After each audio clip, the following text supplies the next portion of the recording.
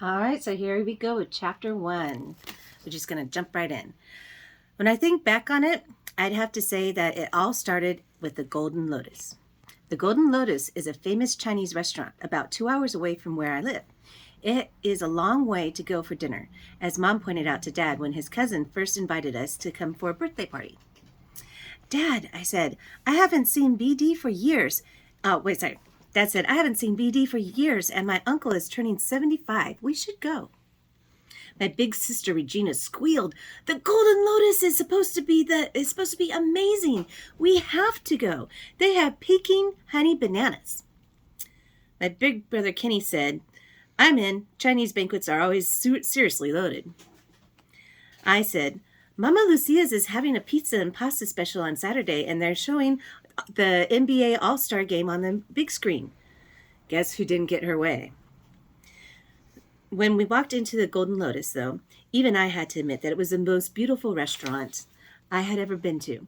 The first thing I saw were dozens of glittering, sparkling chandeliers hanging from the ceiling. The carpet was thick and springy with an intricate pattern of medallions and flowers on a royal blue background. The hostess was really pretty, too, dressed in a red kipao and matching high-heeled sandals. The dress had a slit that went up high along one leg. Mom raised her eyebrows when she saw that. The hostess led us through the huge restaurant, past the tanks of fish and long scrolls of tables full of diners. As we approached each table, I tried to guess if it was a table with BD, and I wondered if he had the thick, glossy hair that my dad claims is the pride of the Wu family. But no, instead we went past the whole room full of tables to the back of the restaurant and into a hallway. The hallway had several doors leading off it. I was beginning to wonder whether the hostess was going to show us the bathrooms when she stopped and opened a door.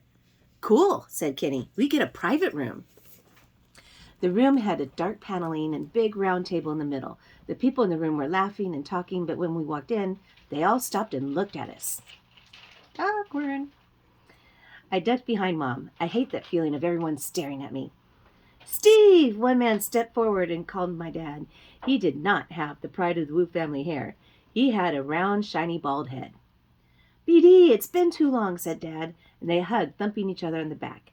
After Mom and BD shook hands, Dad introduced Regina, and I held my breath and waited for it. BD's eyes bugged out.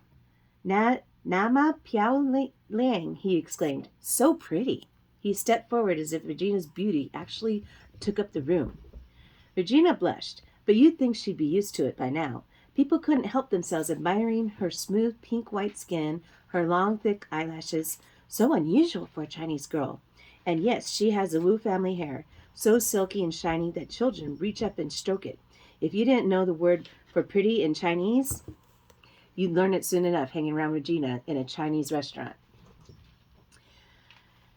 Kenny, who was about 4 years younger than Regina and 3 years older than me, bent down and whispered, "What do you want to bet that Dad mentions Maths Whiz when he introduces me?" I rolled my eyes. Last year, Kenny came in third in the statewide math contest, and now he stays after school twice a week so that he can practice and become an even bigger math geek. "This is Kenny," Dad said, putting a hand on Kenny's shoulder. Before Dad could say anything else, BD said, "The math genius! Of course, have you started thinking about colleges?" Kenny looked around the room and started to drift away. I think he was looking for a place to hide. Kenny usually avoids sustained contact with adults. "And, of course, Lucy." Dad patted me on the head as if I were a dog. Okay, so if you notice, when he introduces Regina, what does he do? Okay. So, yeah, he stepped forward, and so Regina, she's amazing, she's beautiful. And then Kenny puts his hand on the shoulder. He's so proud of him because, he's such a math whiz.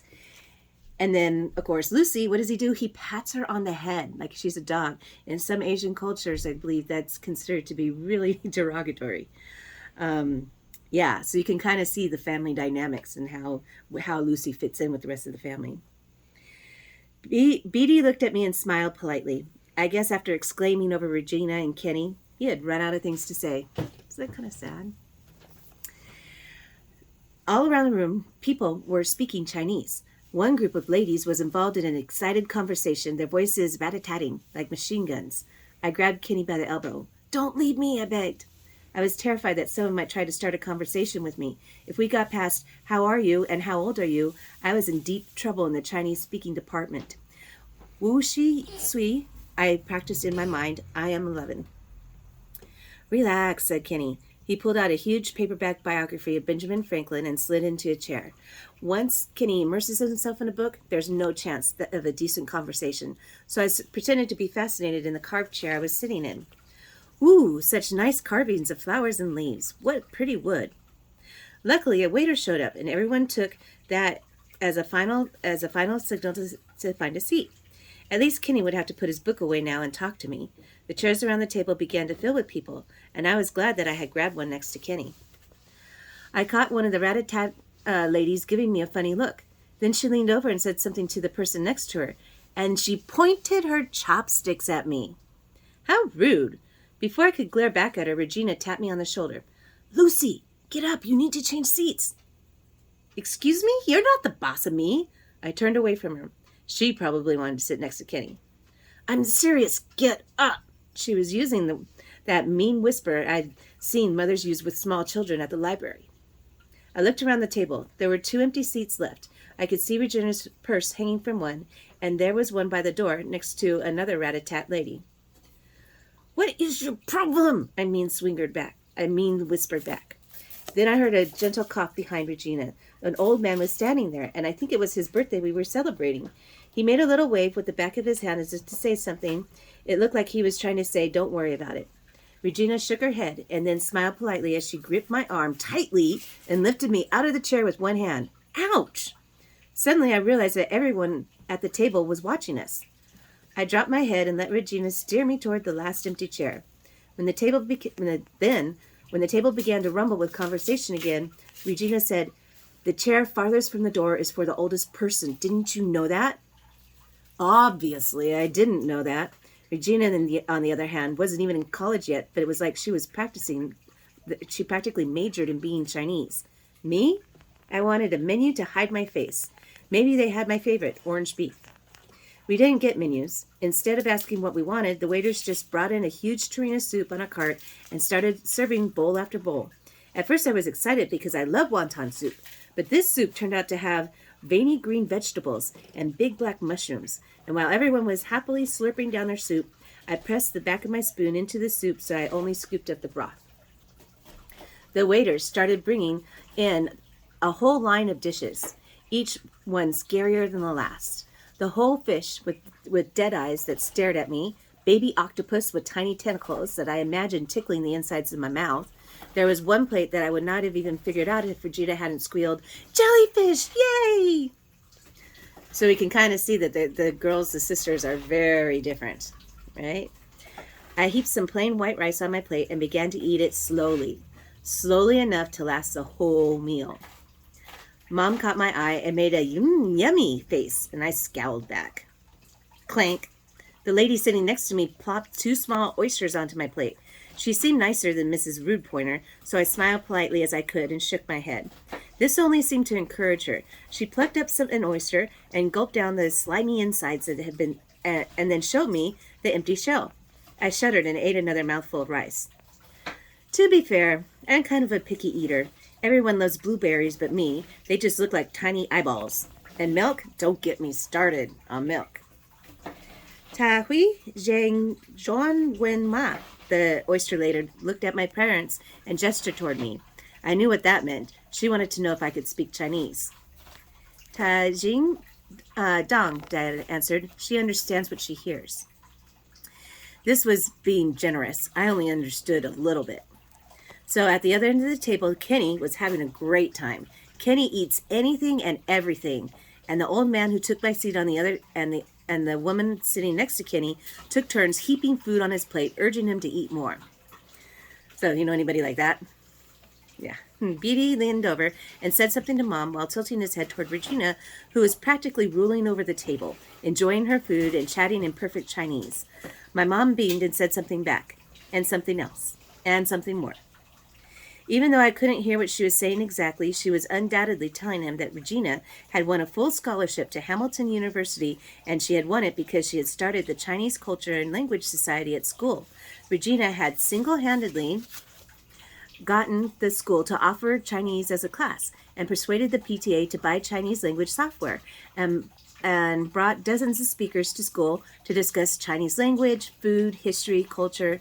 I could tell that Mom was about to induct one more person into the Isn't Regina Wu Wonderful Club. At that moment, I really, really hated Regina. I really, really wanted a plate of lasagna. The oyster lady now seemed to make it her personal mission to find me something to eat. She spooned some beef on my plate. That looked promising, but it was so spicy that it made my eyes water. Some tofu? The texture made me shudder. She lifted a thin pink slice of something onto my plate. It looked like ham, but at this point I was suspicious. Ji shi shina? I asked in my best, politest Chinese. What is this? Zhao or duo, she responded carefully, taking another slice for herself. My brain started clicking. These words sounded familiar. Suddenly, I pictured the Chinese baby video I used to watch ages ago. It had animals, colors, and parts of the body. Wait, Zhu meant pig. So for the first time that evening, I felt a little excited. Maybe I did know more Chinese than I thought. I smiled at the oyster lady and tried to remember what erdu meant.